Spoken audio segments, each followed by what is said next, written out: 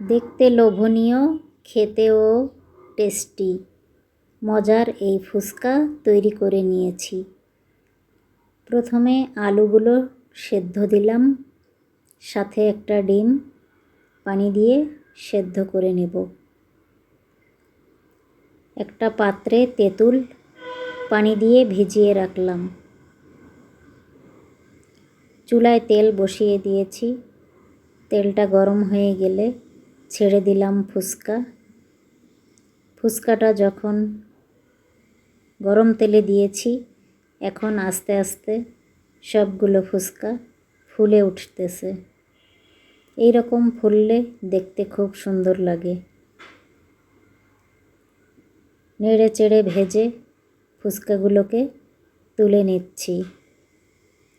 তেলের মধ্যে এই যে আরেক ব্যাচ ফুচকা ছেড়ে দিলাম। ফুচকাটা যখন ফুলে উঠে দেখতে অনেক দারুণ লাগে।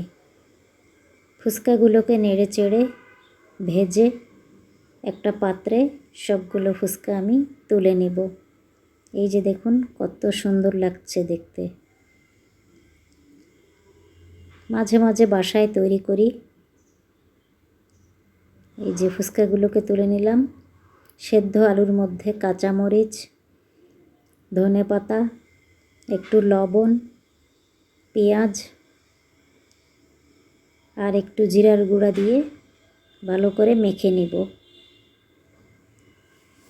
মাখানো হয়ে গিয়েছে। ডিম কেটে নিয়েছি, শসা কেটে নিয়েছি, কয়েকটা ফুচকাও রেখেছি।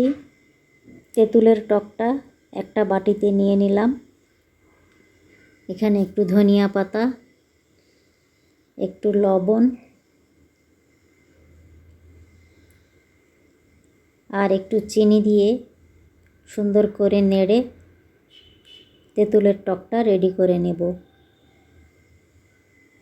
ফুচকাগুলো আমি যে একটা একটা করে তৈরি করে নিয়েছি।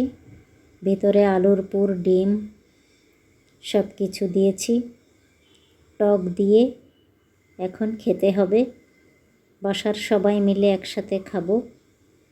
বানাতে বানাতে কয়েকটা খাওয়া হয়ে গিয়েছে। ভেতরে আলুর পুর, ডিম, শসা কুচি দিয়ে তৈরি করে নিয়েছি মজাদার এই ফুচকার প্লেট। আপনারাও চাইলে বাসায় এইভাবে তৈরি করে খেতে পারেন খুব সহজে। ঘরে থাকা উপকরণ দিয়েই তৈরি হয়ে যাবে মজাদার লোভনীয় ফুচকা। সকলকে পাশে থাকার জন্য অসংখ্য ধন্যবাদ। সবাই ভালো থাকবেন। আসসালামু আলাইকুম।